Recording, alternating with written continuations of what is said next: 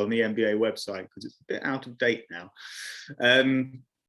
But I'm Nathan Chrismas, and yeah, thanks for having me. It's really great to see you all here, interested in lichens on rocky shores. It's something that I've become really fascinated by over the past 2 years, really. So yeah, in this talk, I'm just gonna give a brief overview of lichens on rocky shores and sort of introduce you to a few different species that you're likely to come across on the shores of South Devon and beyond. And then kind of show you a little bit of the science that we've been doing at the MBA recently on some of these marine lichens. Oops.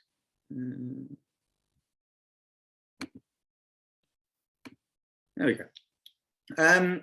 So a little bit of background about me, so you know who I am or where I'm coming from. I did my bachelor's in ecology at the University of Leeds, which is where I got my first taste of the rocky shore, where I was working on the rough periwinkle, Lichina saxatilis, which some of you may be familiar with. And at that time, I was also developing a bit of an interest in cyanobacteria. And that's what I focused on during my master's, which I did at the National Oceanography Centre in Southampton, where I was working on open ocean cyanobacteria. I was working on a thing called Trichodesmium erythraeum, which lives way out in the open ocean. And I then went on to do my PhD at Bristol, and I moved away from the marine environment then for a bit and went to the Arctic. And I was using genomic techniques to kind of understand how cyanobacteria were adapted to surviving in extreme cold environments. But after that, I then ended up moving back into the marine environment, took up my postdoc at the MBA with Michael Cunliffe. And initially I was working on sort of these microbial communities, this eDNA stuff. But I then started moving on to look at aquatic and marine fungi. And so I'm actually fairly new to lichens. In general, I joined the British Lichen Society during the first COVID lockdown, just kind of to give me something to learn about when I couldn't get out of the house. And it's kind of snowballed from there, really. I ended up picking up a research project at the MBA that had been sitting around for a while, and then just kind of ran with it. But yeah, I'm definitely still a learner as far as lichens are concerned, especially when it comes to species ID in the field. So I'm really looking forward to sharing some of the stuff that I've been learning basically over the past couple of years with you guys. So, start at the beginning. What is a lichen? I imagine a lot of you will have come across the idea of a lichen as a symbiotic organism, like the interaction of a fungus and an alga. The official definition is somewhat wordier and goes something like this. A lichen is an ecologically obligate, stable mutualism between an ex-habitant fungal partner and an inhabitant population of extracellularly located unicellular or filamentous algal or cyanobacterial cells. What a mouthful. What a mouthful. And I think that just kind of shows that lichens are complex, right? There's a lot going on there. There are these really sort of complex interaction. They're almost like an ecology, in itself, little self-contained worlds, all of these different organisms all talking to each other. And in this mutualism, the alga or the cyanobacterium is producing sugars via photosynthesis, which are then used by the fungus for growth. And what the alga is getting back from that, well, the fungus is kind of providing an optimal growth environment and protection from the elements for the alga. I like to think of the lichen fungus sort of acting like its own greenhouse. Right? It's keeping its food close by and maintaining the best conditions for it to grow.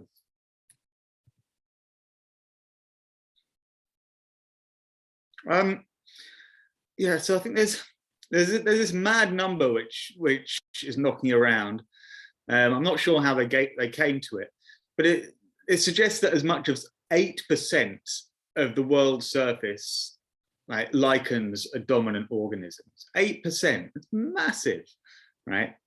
And you can really believe that when you start looking at rocky coastlines. Right? And because lichens, as soon as you start noticing them, they're a really conspicuous component of seashore communities. And one of the most exciting things for me about lichens on the rocky shore is that they represent this fantastic example of zonation. Right. So it's this formation of distinct niches with the environment driving different lichens and different lichen assemblages across the shore. And we can see this zonation, this splitting up of these different types of lichens according to environmental pressure in these really distinct bands of color that we see on the shore: black, orange, and gray. So the black zone begins in the true intertidal, right down at the bottom of the shore, where all of your barnacles and your seaweeds and your snails are, right? And so, you know, and in this area you have lichens like Lichina pygmaea. Lichina pygmaea, that's another one with it's got funny pronunciation. Some people call it Lichina, some people call it Lichina. I'm going to call it Lichina, but I might sometimes switch to Lichina at some point. So yeah, so Lichina pygmaea, Wallenbergia mucosa, Colonopsidium, and these are truly marine lichens, right? They're inundated twice daily in seawater at every high tide, like everything that lives in the intertidal zone. And this black zone with all of these black lichens, right? It extends up into the supralittoral a little bit, so above the intertidal. This area called the littoral fringe, which is occasionally submerged during high tides, but more often it's exposed to splashes, right? You sometimes hear it referred to as the splash zone. And this is where you'll find sort of things like Hydropunctaria mora and Lichina confinus, and I'm gonna not Lichina confinus, Lichina confinus, and I'm going to talk about all of these species a little bit later on. So, and above this, you then enter into the mesic, submesic supralittoral, which is where these beautiful bright orange lichens start coming in. So things like Caesioplumbaeus marina, Caesioplumbaeus thellincola, and it's interesting that on sunny shores you're seeing all of these orange lichens, but on shady shores, you see a lot more sort of whiter lichens coming through in this same zone. And this is because, and this is kind of showing the importance of this orange pigmentation, which is actually formed by a pigment called parietin, which is thought to act as a sunscreen, protecting them from harmful ultraviolet radiation. Right? And so above this, you know, you then, this orange zone, you're then entering into the maritime or the Xeric-Supralittoral zone. And here you've got lichens which are halophilic, so that means they still like a salty environment, and they got this requirement for salt spray. But it's also the most drought-stressed part of the shore, you know, with the least frequently available liquid water. And this grey zone is dominated by Ramalina siliquosa, sort of the fuzzy folio fruticose thing. And then at the furthest margins of the Xeric-Supralittoral, you'll then find more typical inland lichens that are still tolerant of salt spray, but they're not really fully adapted to it, right?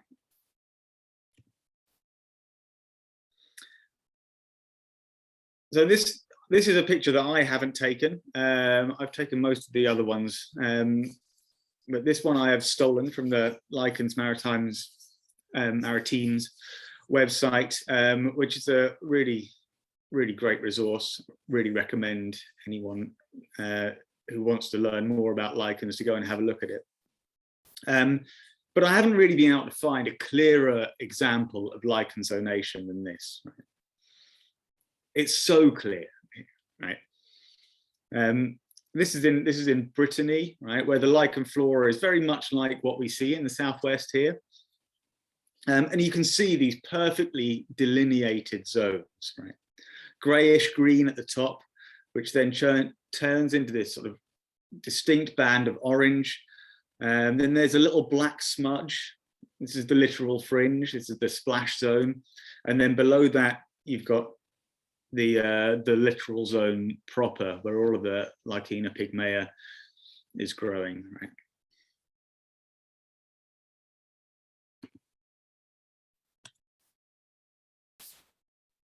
So for the next few slides, I'm just going to run through a little photo album of some of the lichens that you might find on the coastal rocks in the southwest of England.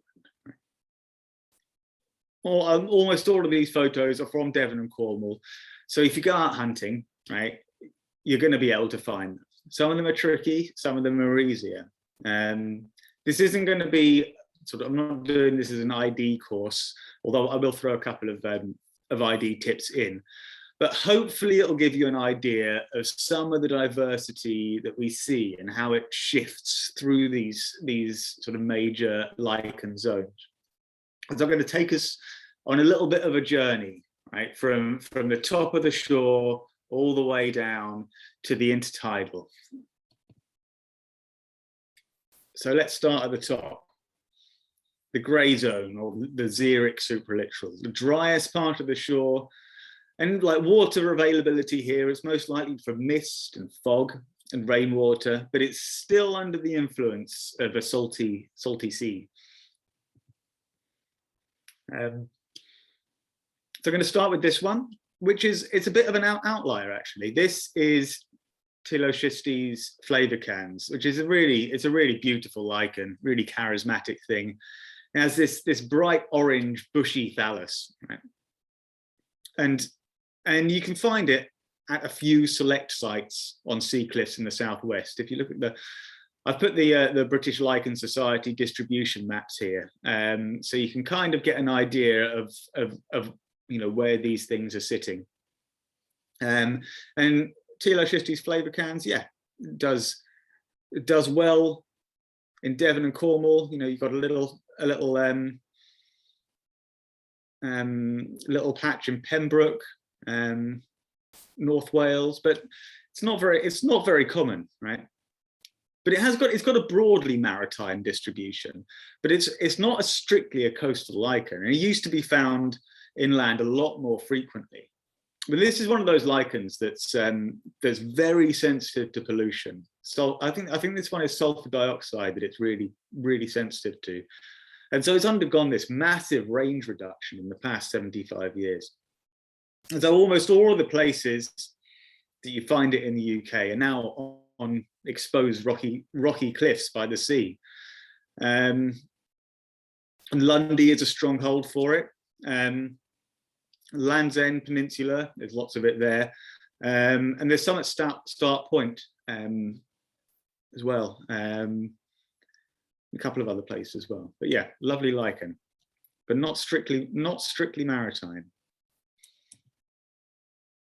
But this is our first true maritime lichen, Ramalina siliquosa.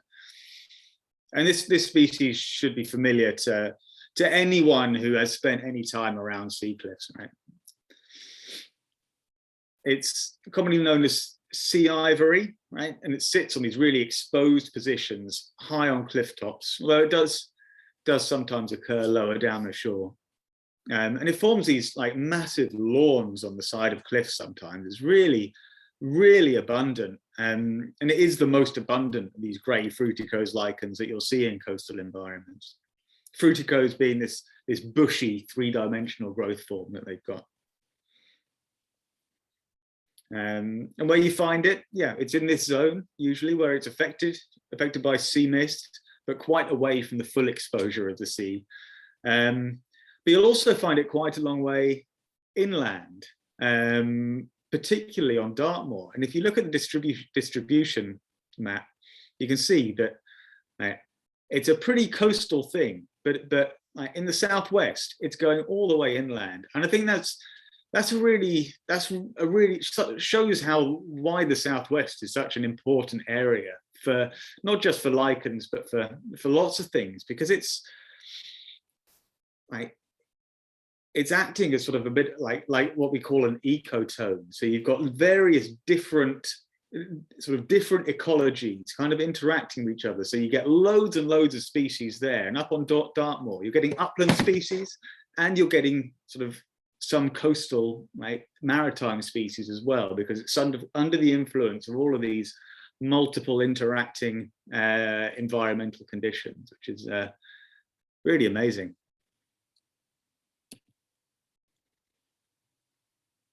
And this is something that you'll see a lot of on rocky shores, a generic looking white crusty lichen, right? And these can be really hard to ID. This one, I think, is Lecanora sulfurea, something that isn't truly maritime. When you look at the distribution, you actually see it all over the place, but it does really quite well on sea cliffs.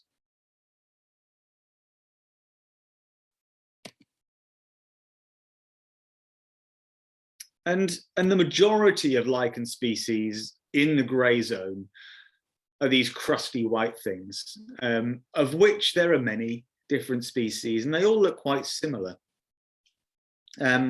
This is one of the most distinctive ones, I think. This is a species called Diploshchistes caesioplumbaeus, and you can see that the apothecea, the fruiting bodies of the lichen, they're kind of really immersed inside the lichen thallus, inside the body, which is quite distinctive. It's quite a pretty thing, and it's also got a fairly limited distribution. When you look at the distribution map, it's not everywhere. Again, it's a place where, Devon and Cornwall is a good place to find it. You go further up the coast and it starts kind of disappearing.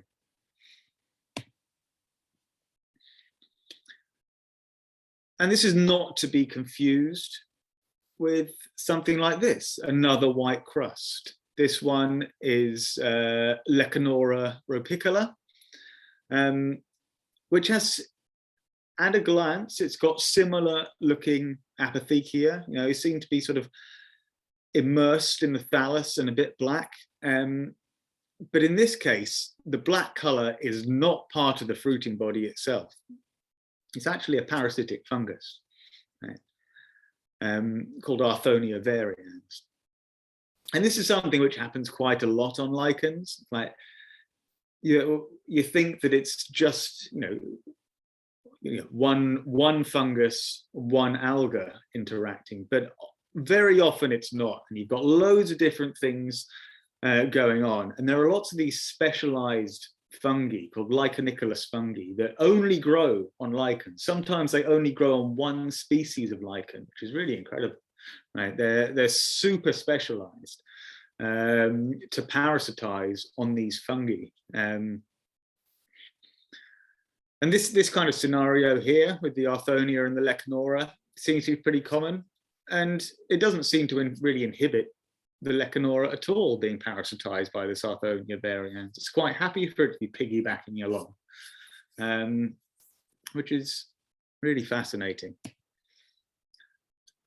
Here's another quite a good looking crust. I like this one. This is called Lecanora gangalioides. It's a great name. coastal-ish, right? But it also, is quite successful in sort of upland regions as well. You can see it does sort of quite well in North Wales, and the kind of in Cumbria, yeah, it's very similar actually to a much more widely distributed species called Tephramela atra, which I haven't got a photo of here, unfortunately. But what I have shown you is this little cross section of one of the fruiting bodies of this Lecanora. Right? And this is one of the things that we can use to differentiate between these species. They all look quite similar, but they all, they'll often have some little giveaways that let you work out what they really are. And so in this cross section of one of the apothecia of this Lecanora, you can see that it's got this sort of greenish tint inside the fruiting body. And underneath, there's this orange pigmentation. And both of these things are absent from Tephramela atra. So if you get to the point where you want to know which one of those species it is, right, do a little cross section and find out which one it is.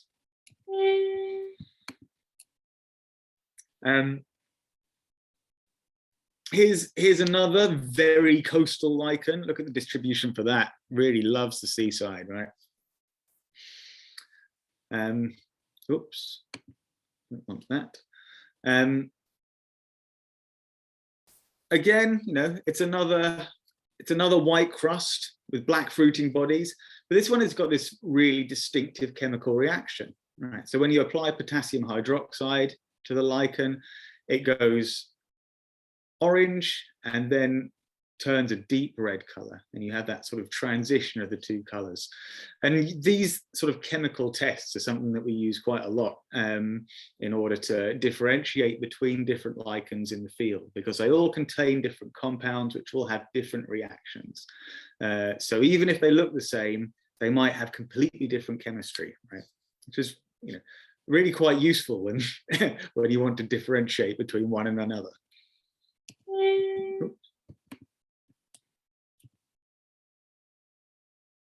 So this one's a little bit different. This is Opographa caesariensis, and you can see those fruiting bodies look really different.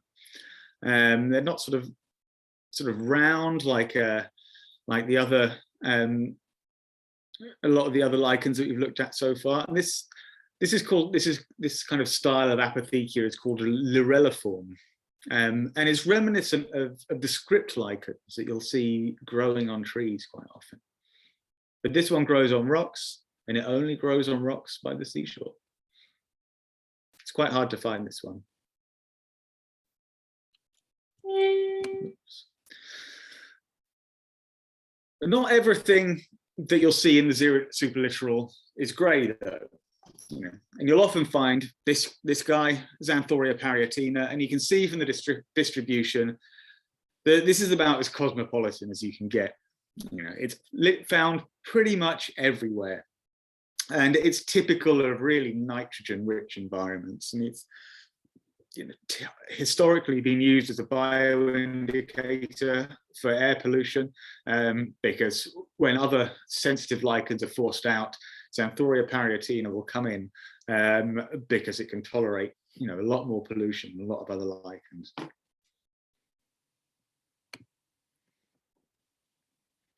Here's another orange one, Caesioplumbaeus crenularia. So all of the orange things that we've looked at so far, the Teloschistes, the Xanthoria, the Caesioplumbaeus, they all belong to this same group of lichens, the Teloschistes.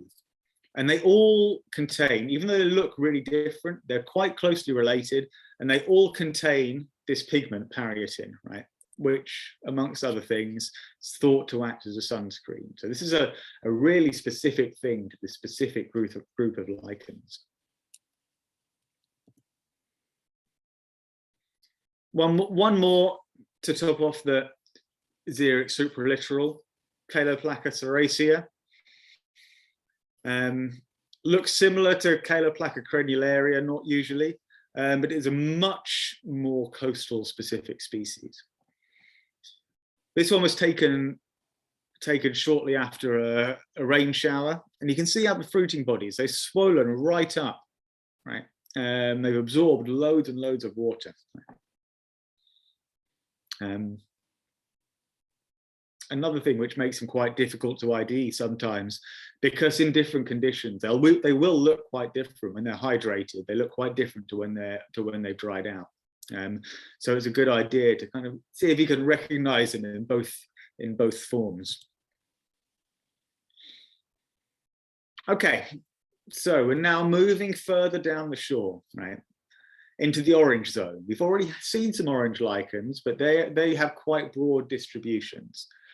But there are some orange lichens which are only found in the Xeric-Supralittoral.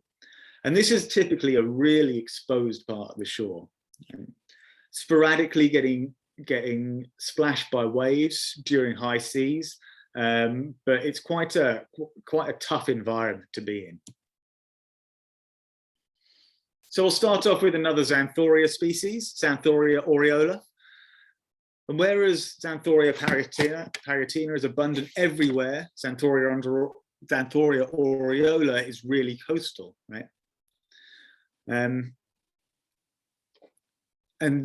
you know, it's now that this orangeness, right, really starts to come into its own, right, in this part of the shore. So here's another orange one, Caesioplumbaeus thalincola. And these crusty orange lichens are the real meat of the Xeric-Supralittoral zone. You can see the edge of this one. It's kind of got these little lobes, so these lichens are called placodoid. That's what that growth form is called. So it's a crustose placodoid lichen. And some of them are really well defined like this. While others like this, Caesioplumbaeus britannica, are quite small, poorly defined, hiding away in cracks and quite easy to miss. When you look at the distributions of these things in the Xeric-Supralittoral, we're not seeing those things which are broadly distributed anymore. In this zone, right, things are starting to be really, really specialized to this marine environment. So another one, Flavicans microthelina. It's got this really diffuse thallus, but you can still see the apothecia quite well, right? And if you peek closely, you can see this sort of black crusty stuff around. And this is actually a cyanobacterial crust that is kind of growing near or under the lichen. And you start to see some of these cyanobacterial associations. The closer you get to the littoral zones, the further down the shore, the more you start to see these cyanobacterial associations creeping in. This one is Caesioplumbaeus marina. And by the time you're seeing this, you're getting well into the zone that's really heavily affected by sea spray, and the sub-Xeric-Supralittoral, right? There is a similar species which looks a lot like this called Caesioplumbaeus maritima. Flavicans maritima. They've changed their names recently. But this one, the Flavicans marina, is really getting hammered by the shore, by the sea, right? And again, you can see this cyanobacterial crust in the background. It's not a photobiont, it's not fully associated with the lichen, but it's perhaps partly associated with the thallus. But this is the classic lichen of the sub-Xeric-Supralittoral, Hydropunctaria mora. Used to be called Verrucaria mora, but it's been moved into a different genus now. It's sometimes called tar lichen on account of it looking like an oil slick, right? And it has been mistaken for pollution by people who don't know what they're looking at. It really, and it coats the rock. But if you get up really close, you can see there are these little lumpy fruiting bodies in there, right? So it's definitely a lichen, not an alga, not pollution, but a fungus. That's something that still blows me away. Like, all of these are different species of fungi, right? And you don't typically think of like coastal environments as being rich habitats for fungi, but they are. Like, everywhere where there are lichens, right, that's a fungus. Right? They're such incredibly successful organisms, beyond what we normally think of fungi as sort of like mushrooms, what have you.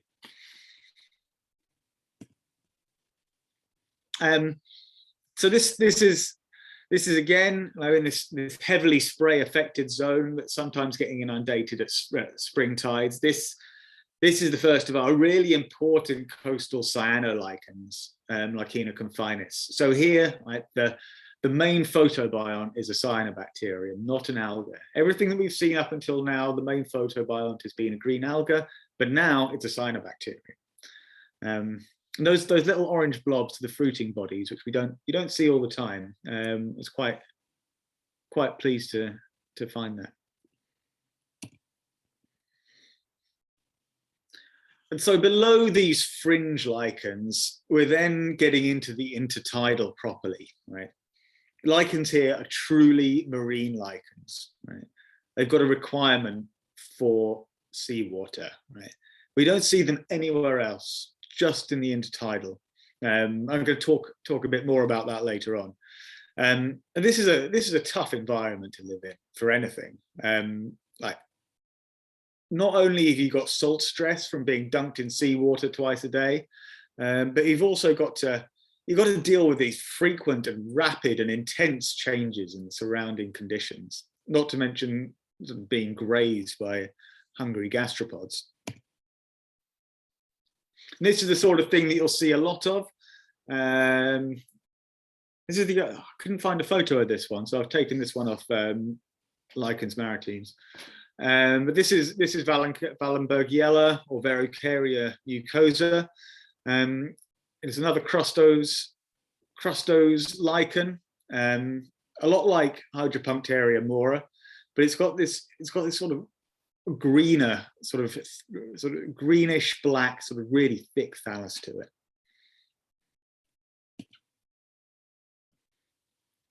And the other really conspicuous lichen that you'll see in the intertidal is this, Lichina pygmaea, which I'm going to talk to you more about shortly. It's this lovely green, black, bushy thing. And once you get your eye in, it's really quite conspicuous. And it's big, right? Here it is at Mountbatten, looking back towards Plymouth Hoe. You can just see the MBA there, and you can see how big it is. It's easy to mistake it for a type of alga. In fact, it used to be, right, before it was worked out that it was a lichen. It used to have an algal name to it, right? And here it is, yeah, compared to its sister species, Lichina confinus, which is, just sitting up a little bit further up the shore, which is absolutely teeny in comparison, right? So closely related, but and morphologically, you look at them close up and they look quite similar, but the size of them is completely different. It's wild.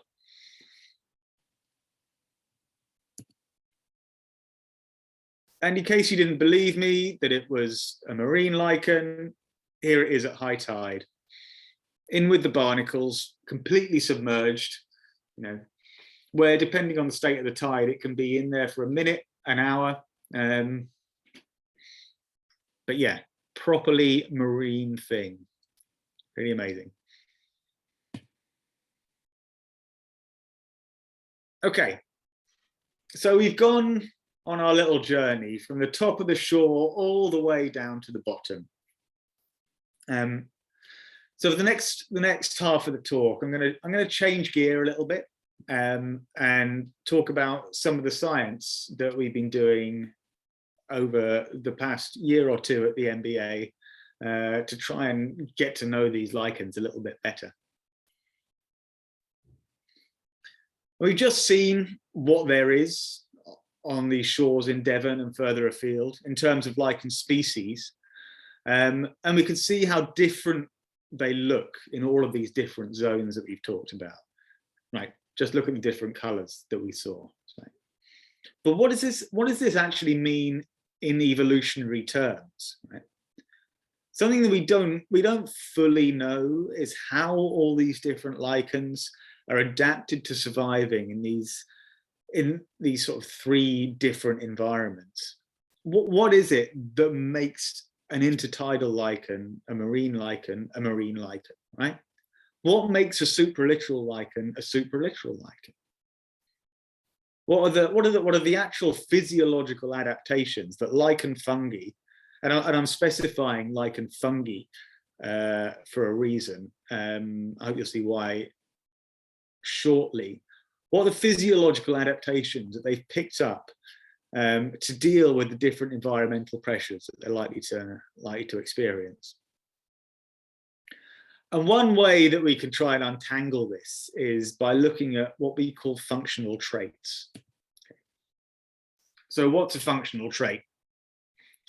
Well, it's something that's inherent to a particular organism, that's directly related to how it interacts with the environment, and importantly promotes its survival in that environment. And so by measuring these traits, we can get an idea about the environmental pressures that are acting on a particular organism, and thereby shaping the communities of organisms that we see. So in lichens, these traits can take many different forms. It can be the overall thallus type, the main body of the lichen. It can be crustose, foliose, fruticose, squamulose. We haven't mentioned any squamulose lichens yet, but they're these kind of little lumpy things, almost halfway between a crusty lichen and a foliose lichen. The type of fruiting body is also important, whether they're reproducing sexually, asexually, or vegetatively, just by releasing these specialized fragments called ceridia and isidia, which just go away and turn into a new lichen just from a little fragment of thallus. Right. Color is obviously really important. And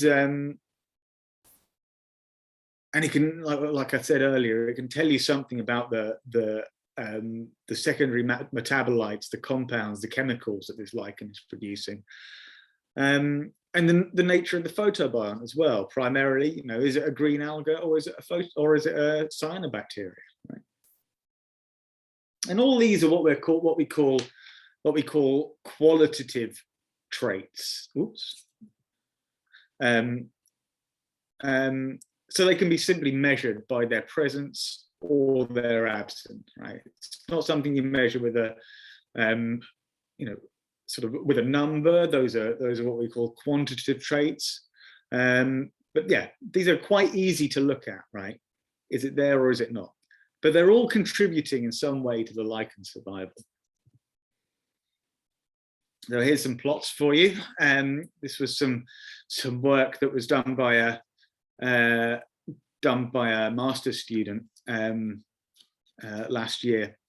So by looking at all of these different traits in lichen species on rocky shores and coastlines, we can build up a picture of how those different traits are distributed through the zones, right? So how many species in the intertidal are black? How many in the xeric are fruticose? How many in the mesic supralittoral have a particular type of fruiting body, right? And so this plot that you can see here, it's a way of displaying that data. So each of the points that you see here represent a different set of these functional traits that we've talked about. For example, one group of lichens might be grey, have a crustose growth form and a green algal photobiont, right? Another group might be orange, foliose, and have a green algal photobiont. And then another group might be black fruticose and have a cyanobacterial photobiont, right? So you have all of these different points representing all of these different clusters of traits, and points that are closer to each other have sort of sets of traits that are similar to each other. And when you combine all of that information together with information on where those species are found on the shore, you come up with something like this, right? And what I hope you can see here is that there are relationships between trait and position on the shore, right? The lichens in the orange and grey zones, right, they've actually got quite a lot of similar traits. You can say that they overlap quite a lot, right? But lichens in the littoral zone, shown in black, they tend to have quite a different combination of traits, right? This is really interesting, right?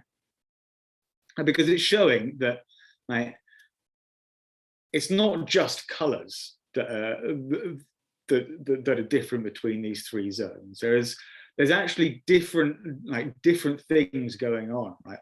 There are other different traits which are differentiated between the sort of the marine zone and the non-marine zones. Right? So what are the traits that marine lichens have that set them apart from lichens in the Mesec-Supralittoral and Xeric-Supralittoral? Well, a key feature is colour of thallus. Right? Black and green thalli are far more prevalent in the intertidal than they are in other zones. And what's interesting is that this black pigmentation from melanin is well established as a mechanism for survival by non-lichenized fungi in extreme environments like deserts and the Arctic and like hypersaline environments, lots of salt. And in the marine, this is then also likely to be conferring some protection against salt stress. But how this is manifesting itself exactly, we don't yet know. There's more work to be done on sort of this melanization of the thallus and how that's contributing to salt resistance.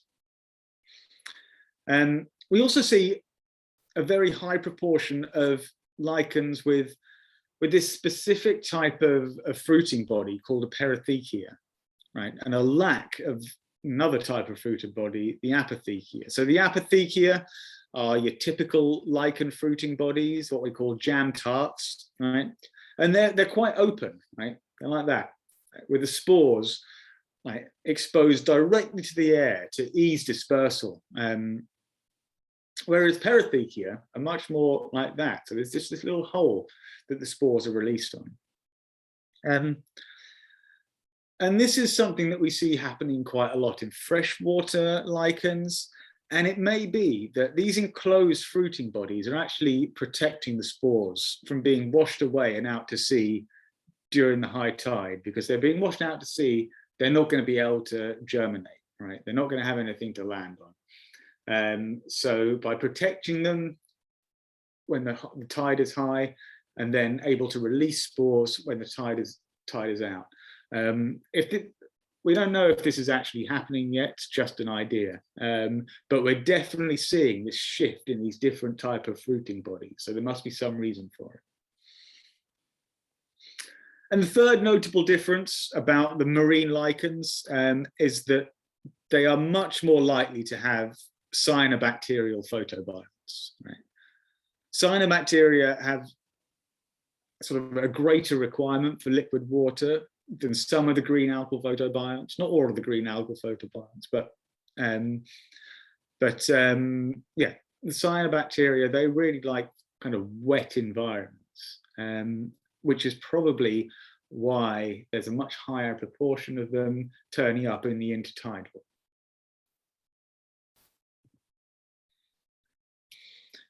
So the most distinctive cyanolichen, as far as I'm concerned, that you're going to find in the littoral zone is this one, Lichina pygmaea.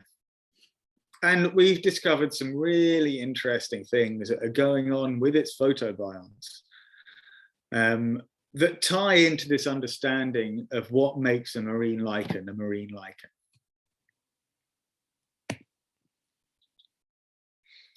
So this is the main photobiont in Lichina pygmaea. It's a cyanobacterium called Rivularia. And the picture on the left is what it looks like when it's free living. But on the right is what it looks like when it's in symbiosis. This is the cross-section of a bit of Lichina thallus. And you see it looks completely different to how it looks when it's free living. It's just a completely different thing, right? And you can see how tricky it is to identify like what the photobiont is when it's inside a lichen. Really changes the morphology of it completely.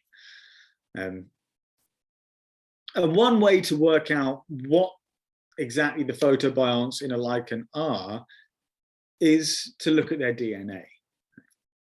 And this can be really useful when things are tricky to identify like this. And so we use a technique called barcoding. Right? What's barcoding? So every organism on Earth has a unique DNA sequence, right, that we can identify by matching it to a database, right?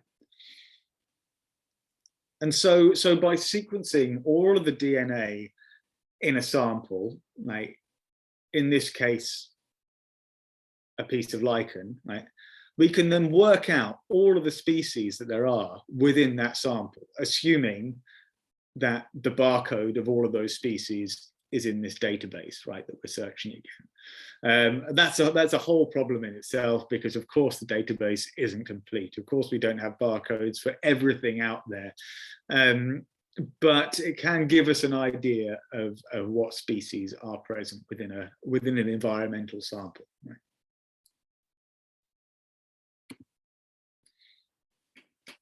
So we use this barcoding approach on Lichina pygmaea, looking at both what was growing on the surface of the lichen thallus and what was growing inside it. And we looked at the barcodes for both bacteria, including cyanobacteria, and plants and animals, eukaryotes, including algae. Right? And what we found was that the communities inside the thallus were very different to the ones on the surface. Right?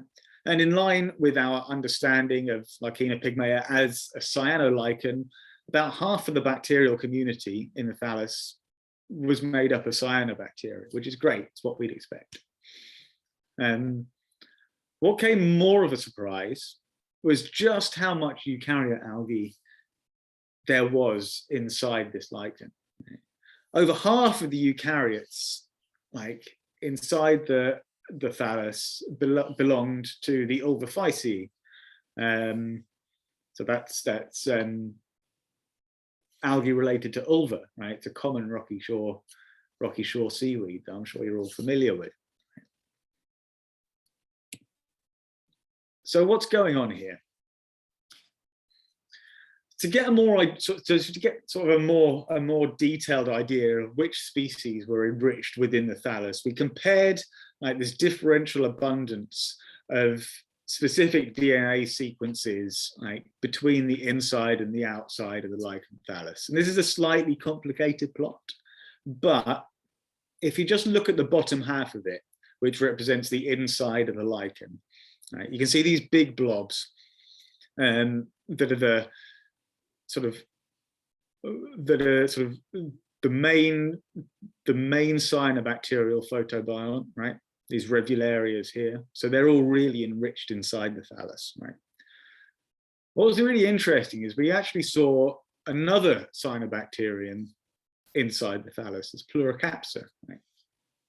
And this is really interesting because we've never seen this cyanobacterium in association, or at least never known that we were looking at this association in Lichina pygmaea before. So it's really cool. It's like it's potentially a brand new photobiont. And as well as the cyanobacteria, we also saw like two green algae enriched in the thallus, Paulbrodia and Bladingia. Again, no previous evidence of green algae in association with Lichina pygmaea.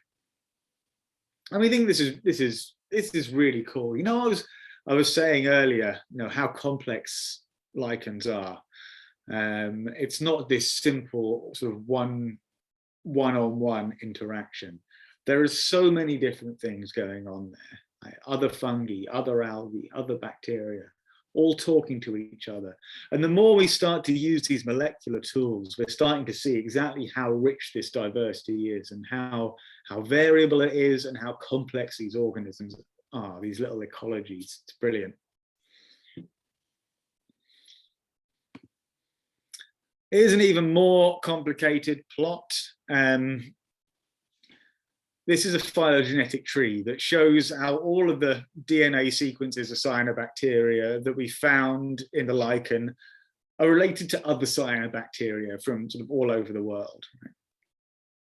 And I'll split it into two to highlight the bits of interest, right?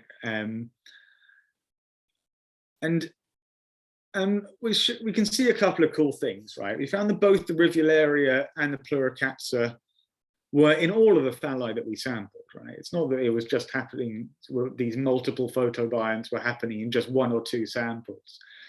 It was everywhere. It was everywhere that we looked. Well, in the three phalli that we looked at. It's not quite everywhere, but it's a start.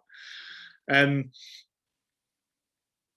this putative new Pluricapsa photobiont, it seems to be quite diverse, coming from either freshwater or marine environments.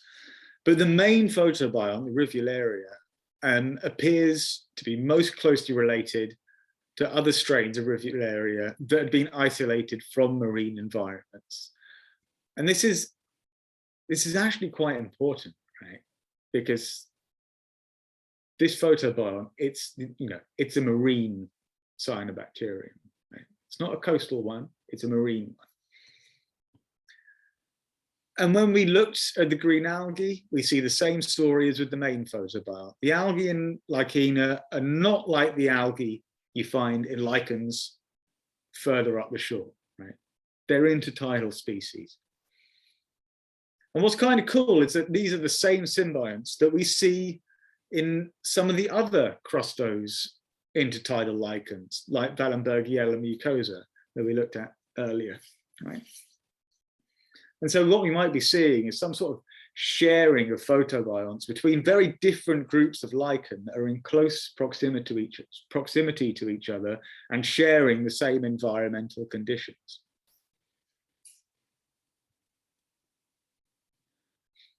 So what does this mean for our story of rocky shore zonation and adaptation? Well, it means that part of what makes lichens in the black zone different to lichens in the orange and grey zones is that they're drawing on a pool of locally adapted photobionts that are more likely to help them survive in true marine environments. Just as lichens in the supralittoral zone have photobionts that work well in air, so lichens in the littoral zone have photobionts that help them do really well in seawater. And so in terms of our question, what makes a marine lichen? Well, we can at least partly answer it now. Like, what makes a marine lichen is having a marine photobiont, right? That interaction, it's an interaction between marine organisms rather than terrestrial organisms.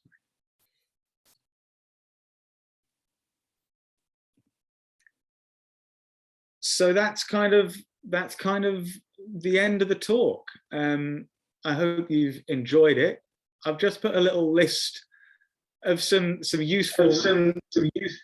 useful resources. I've got that echo again, Mike. Oh, okay.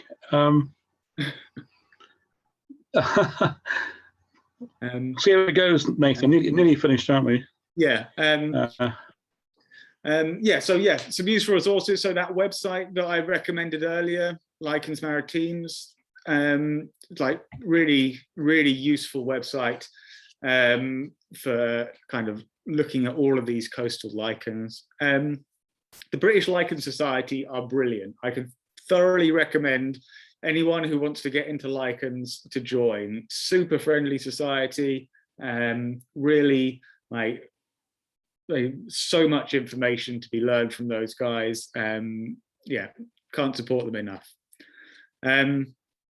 Something that's happened in the past couple of weeks is that I've started up a Facebook group called Southwest Lichens. You can search for it and join. The idea is, like, go out, see a lichen, take a photo of it, like, post it on the group, and we can all have a discussion about what it might be, and help each other to learn about lichen identification in the field. So anyone wants to join, please do.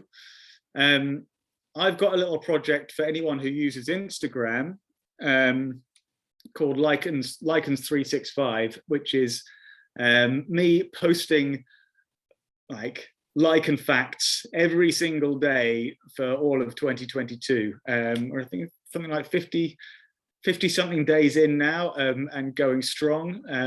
Lots of lichen info there already. So yeah, if you're on Instagram, give that a look. There will be at some point courses being run at the Field Studies Council Centre at Southampton. If anyone wants to get to know like coastal lichens a little bit better, I don't think there are any running at the moment, but there probably will be in the future. So keep an eye out for that. And also the Devon Lichen group, we are starting up again. So that's just going to be an amateur special interest group. We'll go out, look for lichens, do some lichen recording, teach each other, learn from each other. So we'll be hopefully sort of setting up some meets for that at some point during this year, sort of in the springtime. And so details for that are all on the British Lichen Society local groups page. So yeah, go and have a look. Thanks to the Cunliffe Lab at the MBA for sort of helping me, for supporting me develop this newfound fascination with lichens.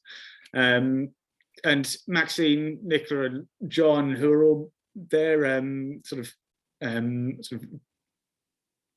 members of the British Lichen Society, have helped me quite a lot in kind of getting to grips with stuff in the field over the past year. So with that, I'd like to thank you all for listening, and yeah, happy to have a chat and answer any questions. Thank you, Nathan. That was, well, absolutely fascinating, as I thought it might be. You know, your fascination for these organisms really comes across on the screen, actually.